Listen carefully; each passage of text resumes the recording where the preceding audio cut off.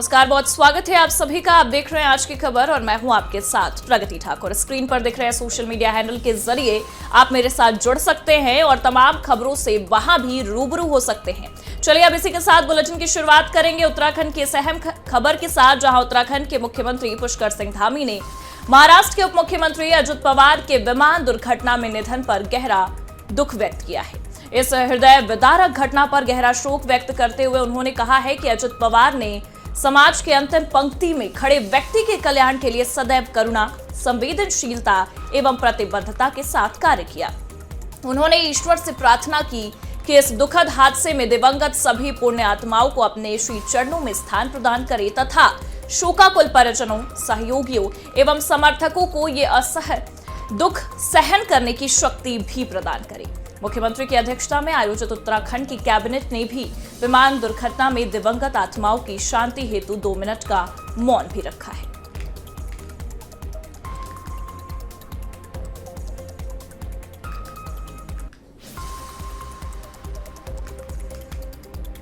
बता दें कि मुख्यमंत्री की अध्यक्षता में कैबिनेट ने मौन रखा और पुष्कर सिंह धामी ने बाकायदा ट्वीट करते हुए अपने सोशल मीडिया हैंडल एक्स पर संवेदनशीलता एवं प्रतिबद्धता के साथ कार्य करने की बात भी कही है अजित पवार को लेकर, और उन्होंने संवेदनाएं व्यक्त की है शोकाकुल परिजनों के प्रति। और वहीं सीएम पुष्कर सिंह धामी की अध्यक्षता में आज कैबिनेट बैठक आयोजित हुई, जिसमें कई अहम प्रस्ताव पर मुहर लगाई गई है। उत्तराखंड हाइड्रोजन नीति 2026 को मंजूरी दिए जाने के साथ ही कैबिनेट ने 8 प्रस्ताव रखे। चिकित्सा एवं स्वास्थ्य विभाग में ऐसे स्वास्थ्य कार्यकर्ता जिन्होंने 5 साल सेवा कर ली, उन्हें आपसी सहमति से जनपद में तबादले का मौका मिलेगा। इसके साथ ही राजस्व विभाग में आपसी समझौते के स्तर पर सीधे भूमि खरीद के लिए मालिकों से जमीन खरीदी जा सकेगी।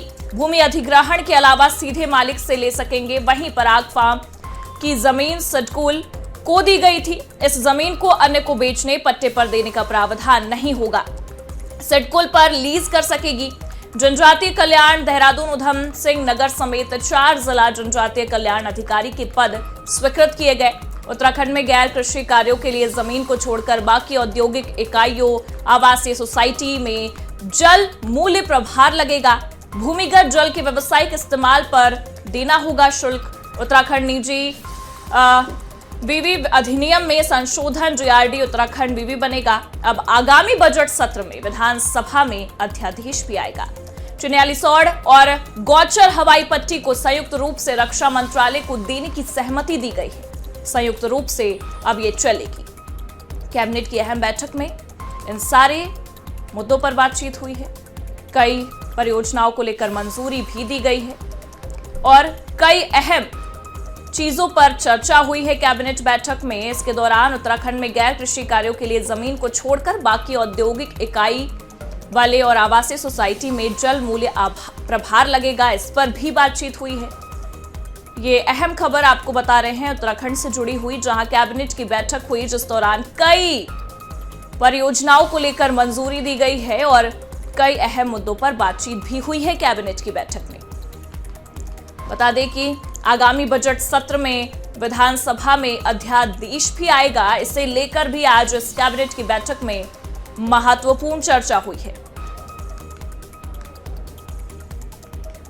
और वहीं तमाम चीजों पर जहां एक तरफ बात हुई है, तो ये भी निकलकर सामने आया है कि भूमि अधिग्रहण के अलावा सीधे मालिक से आप ले सकेंगे जमीन। और वहीं इसके साथ ही राजस्व विभाग में आपसी समझौते के स्तर पर सीधे भूमि खरीद के लिए मालिकों से जमीन खरीदी जा सकेगी। इस बात पर भी कैबिनेट की बैठक में अहम चर्चा हुई है। उत्तराखंड हाइड्रोजन नीति 2026 को मंजूरी दिए जाने के साथ ही साथ ये जानकारी निकलकर सामने आ रही है कि 8 प्रस्ताव रखे गए हैं, जहां एक तरफ उत्तराखंड हाइड्रोजन नीति 2026 को मंजूरी दी गई है, तो दूसरी ही तरफ आपको यह भी जानकारी दे दें कि कैबिनेट की बैठक काफी महत्वपूर्ण हुई, क्योंकि हाइड्रोजन नीति 2026 को मंजूरी मिली है और दूसरी ही तरफ 8 प्रस्ताव भी रखे गए हैं। चिकित्सा एवं स्वास्थ्य विभाग में ऐसे स्वास्थ्य कार्यकर्ता जिन्होंने 5 साल सेवा कर ली है उन्हें आपसी सहमति से जनपद में तबादले का मौका भी मिलेगा। ये भी बातें कैबिनेट की बैठक में काफी अहम रही और इसके साथ ही साथ राजस्व विभाग में आपसी समझौते के स्तर पर सीधे भूमि खरीदने के लिए मालिकों से जमीन खरीदी जा सकेगी, इस पर भी बातचीत हुई है। भूमि अधिग्रहण के अलावा सीधे मालिक से ही ले सकेंगे। और इतना ही नहीं, पराग फार्म की जमीन सटकुल को दी गई थी, इस पर भी अहम चीज रखी गई है आज कैबिनेट की बैठक में।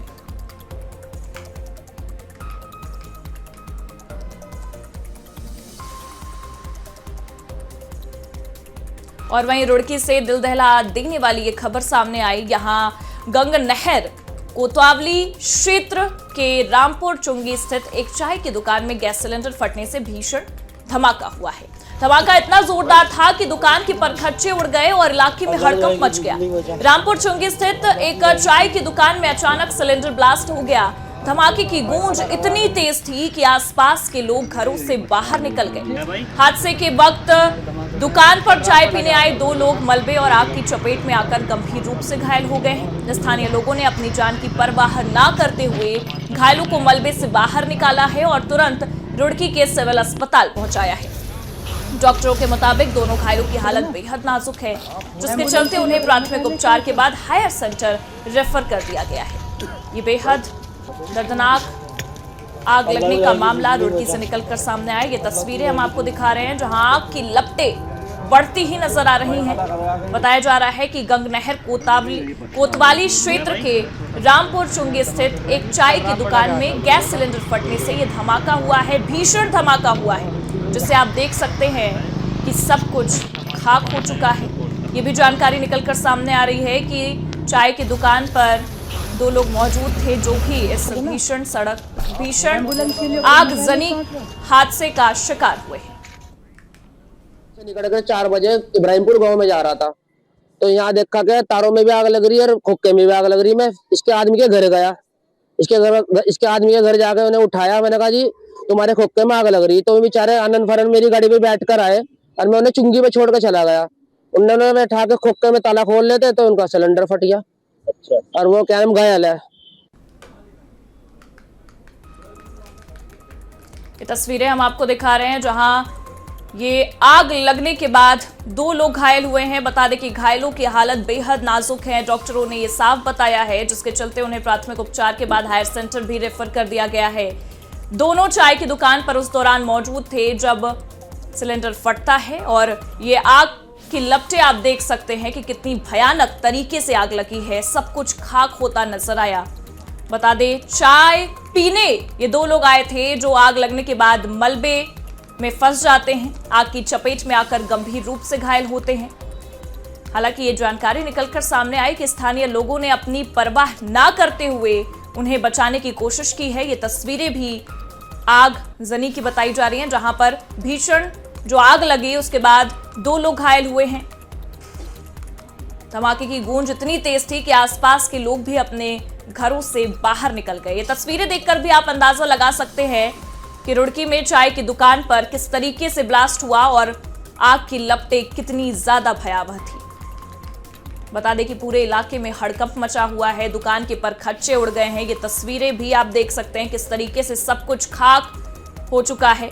रामपुर चुंगी स्थित चाय की दुकान में अचानक सिलेंडर फटता है और ब्लास्ट हो जाता है, जिसके बाद बताया जा रहा है कि चाय की दुकान पर 2 लोग चाय पीने आए हुए थे जो भी इस आग का शिकार होते हैं।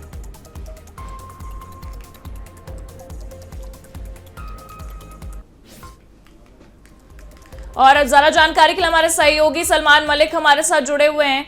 सलमान, क्या कुछ जानकारी निकलकर सामने आ रही है इस सिलेंडर ब्लास्ट को लेकर? देखिए, आपको बता दूं कि रुड़की की गंग नहर कोतवाली क्षेत्र स्थित एक दुकान का पूरा मामला है जो चाय की दुकान है। हालांकि आज सुबह लगभग 5 से 5:30 बजे की पूरी घटना है। हालांकि बताया जा रहा है कि जो चाय पीने एक युवक मौके पर पहुंचा, बताया जा रहा है कि हालांकि दोनों युवक वहां पर चाय पीने के लिए ही पहुंचे थे। इस तरीके की जो है सूचना मिली थी। हालांकि अब जो मामला सामने निकल कर आया इसमें पता चला है कि एक तो दुकान स्वामी था और दूसरा युवक जो था वो चाय पीने के लिए मौके पर पहुंचा था जो इस हादसे का शिकार हुए। हालांकि जो युवक चाय पीने के लिए दुकान पर पहुंचा है उसकी हालत अभी भी गंभीर बनी। हालांकि दोनों की हालत अभी नाजुक बताई जा रही है, लेकिन जो वहां पर चाय पीने के लिए युवक आया था, हालांकि उसकी ज्यादा ही स्थिति गंभीर बताई जा रही है। हालांकि सीसीटीवी फुटेज भी सामने आया जिसमें साफ तौर से देखा जा सकता है कि धमाका कितना भयानक था। हालांकि 2 अलग अलग धमाके होते हैं। हालांकि जिस तरीके से स्थानीय लोगों का कहना है कि जो मानना है उनका साफ तौर से कहना है कि इस दुकान के अंदर 2 सिलेंडर थे। हालांकि एक छोटा सिलेंडर था, एक बड़ा गैस सिलेंडर था। हालांकि पहले छोटा गैस सिलेंडर फटता है, जिसके बाद एक बड़ा वहां पर आग का तांडव पूरी तरीके से वहां पर दिखाई देता है। वही बात की जाए जब दूसरा सिलेंडर में ब्लास्ट होता है तो आसपास के लोग भी पूरी तरीके से दहशत में आ जाते हैं और क्षेत्र के आसपास के लोग भी मौके पर पहुंचे। उसके बाद जो है जिस तरीके से सलमान ये बताया जा रहा है कि हालत बहुत नाजुक है घायलों की और उसके बाद उन्हें हायर सेंटर भी रेफर कर दिया गया है, तो उसके बाद क्या कुछ जानकारी निकलकर सामने आ रही है उनको लेकर? देखिए, आपको बता दूं कि जब ये वहां पर हादसा हुआ तो उसी के बाद तमाम जो स्थानीय लोग थे उन्होंने अपनी जान पर खेलकर इन दोनों घायलों को बाहर निकाला, जिसके बाद उनको रुड़की के सिविल अस्पताल ले जाया गया, जहां पर जो अस्पताल के जो डॉक्टर हैं उन्होंने उनकी हालत नाजुक देखते हुए उनको हायर सेंटर रेफर कर दिया गया है। हालांकि अभी भी उन दोनों की हालत गंभीर बनी हुई है। बात की जाए तो पुलिस भी इस पूरे मामले पर निगरानी बनाए हुए है कि आखिरकार ये हादसा कहां से शुरू हुआ, किस तरीके से दुकान में आग लगी है। हालांकि बताया जा रहा है कि जिस तरीके से सीसीटीवी में साफ तौर से देखा जा सकता है कि पहले एक बड़ा धमाका होता है, उसके बाद जो है आग की लपट से जो है आसमान छूटे दिखाई देते हैं। वहीं दूसरी जो धमाका उसमें होता है तो उसमें भी पूरी तरीके से पूरा क्षेत्र जो है वहां पर दहल जाता है और वहां पर जो बिजली के तार है, वायर है, पूरी तरीके से वो भी हिलते हुए दिखाई देते हैं। तो आसपास के लोग भी वहां पर दौड़ते हुए दिखाई देते हैं और जो धमाका जैसे ही वहां पर होता है तो जो लोग उसकी चपेट में आते हैं वो भी पूरी तरीके से चीखते चिल्लाते, जिसकी आवाज सुनकर आसपास के लोग भी घटना स्थल पर दौड़कर, जिसके बाद उन लोगों को मतलब मुख्य रूप से देखा जाए तो पहले एक छोटा सिलेंडर फटता है, उसके बाद बड़ा सिलेंडर फटता है, इसीलिए ये पूरा जो धमाका ये काफी ज्यादा हैरान कर देने वाला होता है। बहुत बहुत शुक्रिया तमाम जानकारियों के लिए और फिलहाल रुकेंगे एक छोटे से ब्रेक के लिए। बने रहिए आज की खबर के साथ।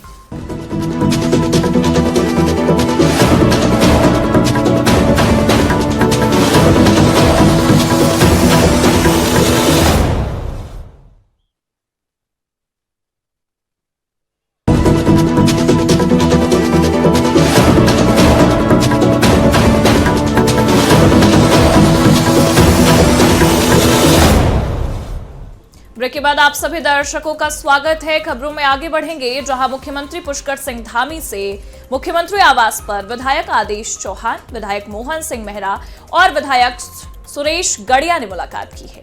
बता दें, समान नागरिक संहिता यानी कि यूसीसी के सफल 1 वर्ष पूरे होने पर सभी ने मुख्यमंत्री को बधाई भी दी है। विधायकों ने विकास योजनाओं से संबंधित अनुरोध पत्र देकर स्वीकृति का अनुरोध किया है। इसके साथ ही सीएम धामी ने विभिन्न समसामयिक विषयों पर चर्चा भी की है।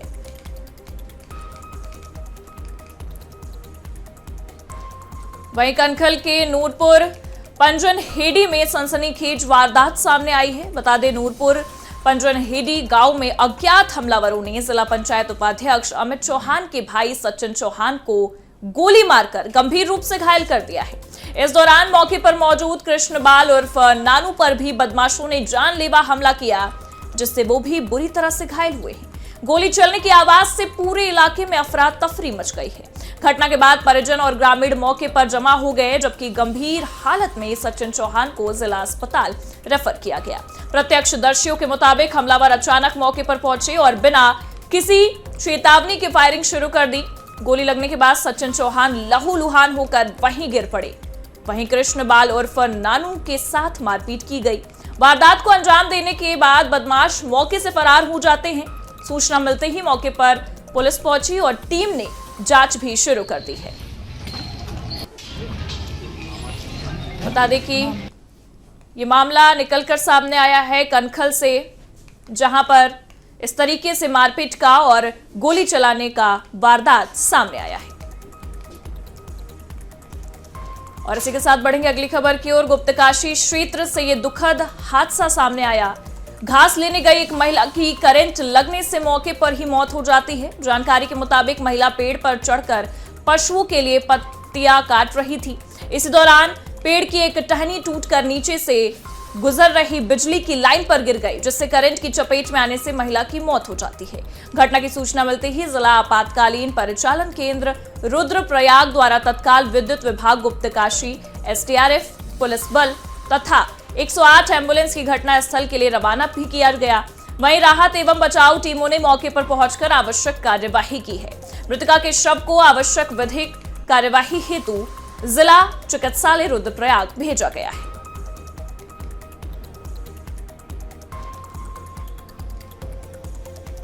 बता दें कि महिला पत्तियां काटती रहती है, उस दौरान एक टहनी टूट जाती है और ये टहनी टूटकर नीचे से गुजर रही बिजली की लाइन पर गिर जाती है, जिससे करंट लगने से, करंट की चपेट में आने से महिला की मौत हो जाती है। और वहीं सोशल मीडिया पर चंद लाइक्स और फॉलोअर्स की भूख युवाओं को किस कदर मौत के करीब ले जा रही है, इसकी एक खौफनाक तस्वीर उत्तराखंड के रुड़की से सामने आई है, जहां एक युवक ने फेमस होने के चक्कर में अपनी जान की बाजी लगा दी है। बता दें कि रुड़की के सालियर मंगलौर बाईपास पर लोहे के ऊंचे पुल और उसके नीचे दौड़ते तेज रफ्तार वाहन साफ देखे जा सकते हैं। देखिए इस युवक को, जो मौत की परवाह किए बिना पुल के सबसे ऊपरी हिस्से पर चढ़कर बेखौफ होकर डांस कर रहा है। तस्वीरों में आप साफ देख सकते हैं कि युवक पुल के संकरे लोहे के गाटर पर खड़ा होकर रील बनवा रहा है। नीचे नेशनल हाईवे है, जहां से गाड़ियां गुजर रही हैं। अगर इस युवक का पैर जरा भी फिसलता तो संतुलन बिगड़ जाता और परिणाम क्या होता उसका अंदाजा लगा पाना मुश्किल है।